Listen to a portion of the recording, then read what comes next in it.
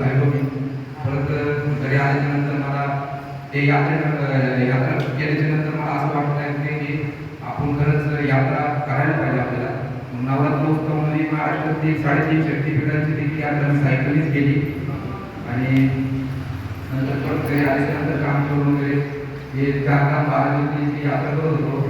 पण लगभग साऊथचे सर्व ज्योतिर्लिंग करत असताना त्या ठिकाणी शाकाहारी असल्यामुळं तुम्हाला त्या ठिकाणी साऊथमध्ये शक्यतो शाकाहारी खूप मुश्किल भेटते, शाकाहारी भेटतच नाही. मग त्यामुळे माझं तब्येत देखील वजन 15 किलो कमी झालं शाकाहारी न मिळाले. तर आता घरचे देखील मला आपले सोशल मीडियावर बघत होते आणि माझी तब्येत बघून ते देखील म्हणजे आई वगैरे रडत होती. तो परत ते 2-3 महिन्याच्या नंतर परत सुरुवात कर. आता लगभग माझे 9 ज्योतिर्लिंग 2 धाम आणि काही प्राचीन मंदिर साऊथचे हे पूर्ण केलेले 9,000 किलोमीटरचा प्रवास 63 दिवसात पूर्ण केलेला आहे मी.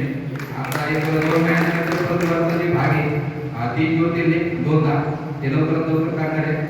तर आज या ठिकाणी या ठिकाणी मला सागर दादांनी बोलून त्यांचे मनापासून आभार मानतो.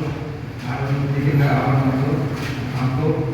हर हर महादेव. जय श्रीराम. जय श्रीराम.